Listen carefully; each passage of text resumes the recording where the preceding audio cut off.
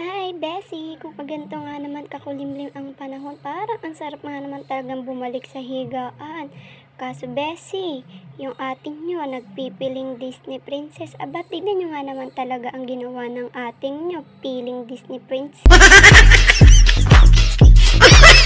Tumayo rin naman ako dyan, Bessie, dahil nga nasa isip ko, tambak pa yung mga tupiin ko. Kaya nga, ayan, tinupi ko na dahil nga bukas ay maglalaban na naman ng Disney Princess. Tambak pa ng tupiin. Inagad ko na nga yan at para na nga rin makakilos pa ako sa iba kong gawa. Yan nga, Bessie, tinuloy-tuloy ko lang tupiin lahat ng mga tupiin ko para nga rin mabilis na akong matapos dahil may gagawin pa nga ako sa baba.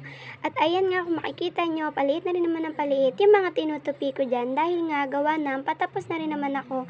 At eto na nga na, tapos na ang Disney Princess ninyo sa pagtutupi. Ay talaga. Yan na nga mga Bessie, pagkatapos ko ang tupiin, isineperate ko na rin yan sa Durabox ng mga bata para nga ayan ay makatapos na. Pagtapos ko nga sa tupiin mga Bessie, inangat ko na rin dyan yung foam at tinanggal ko na nga rin yung cover ng electric fan para nga ito ay malinis na at parang wala na nga rin ako nararamdamang hangin.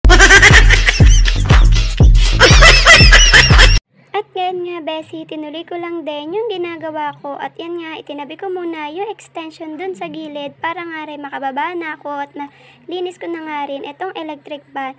At pagbaba ko nga, Bessie, ay siningit ko na rin kunin yung mga extension at yung charger nga ng e-bike para nga rin ma-charge ko na to at gagamitin ko nga. At eto na nga, pagkatapos ko naman sa gawain, niligpit ko naman yung kinalat ng dalawang bata dito sa may baba. At ayan, nilagay ko lang yan sa ilalim para nga hindi na rin nakakalat.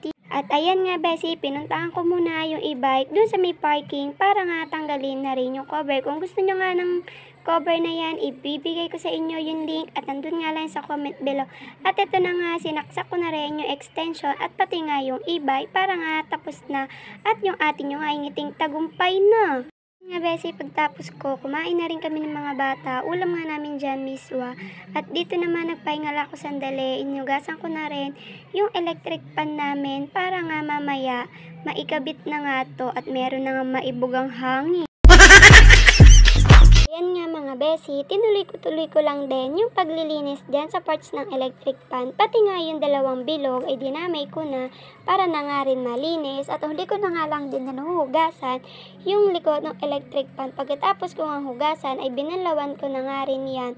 Pagkabanlaw nga ng mga Bessie, iniwan ko sa batya at pinatulo. Pagtapos ko nga doon ay ito namang hinarap ko yung mga pinagkainan namin ng mga bata para nga din wala na rin hugasan matitira dito sa lababo at para na nga rin wala na ring langga na pumunta pa. At ayan nga, binalawan ko na isa-isa yung mga plato namin para nga makatulo na rin doon sa mismong batya. At bago ko nga yan itaob, pinatutulo ko muna para nga rin wala naging maging tubig doon sa mismong pinggan.